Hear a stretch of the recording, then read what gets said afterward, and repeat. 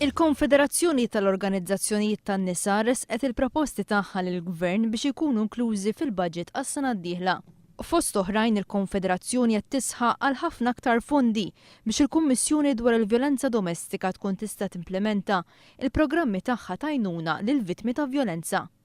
Aktar minn hekk tajt il-Konfederazzjoni l-Istat għandu jinvesti ħafna aktar fil-prevenzjoni ta' każijiet ta' vjolenza domestika. Talbiet li l-Konfederazzjoni qed tagħmel fid-dawl tal-fatt li għalkemm żdiedu b'mod qawwi il-każijiet ta' vjolenza domestika rapportati lill-Pulizija, in-nefqa tal-Gvern fuq il-Kummissjoni naqset matul is-snin. Fl-2008 fuq il-Kummissjoni dwar il-Vjolenza Domestika il-Gvern nefaq 46,000 euro.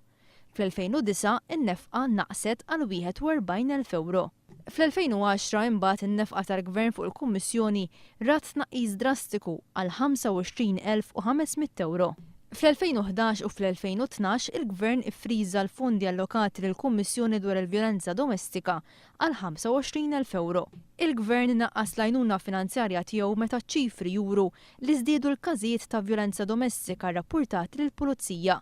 Fil-fatt fl-ewwel 6 xhur ta' din is-sena kienu rrappurtati l-akbar numru ta' każijiet ta' vjolenza domestika fl-aħħar 5 snin.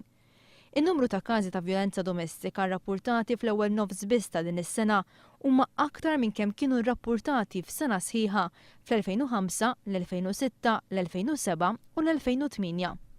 Jirriżulta li fl-ewwel 6 xhur ta' kull sena mill-2008 sa' din is-sena għal sena wara oħra kien hemm żieda fin-numru ta' każijiet ta' vjolenza domestika rrappurtati lill-Pulizija. F'Mejju ta' din is-sena pajjiżna iffirma l-Konvenzjoni għall Prevenzjoni u l-Ġlieda kontra l-Vjolenza fuq in-nisa u l-Vjolenza Domestika, konvenzjoni li tistabbilixxi li pajjiżna jilħaq ċertu livelli fil-ġlieda kontra dawn ir-realtajiet.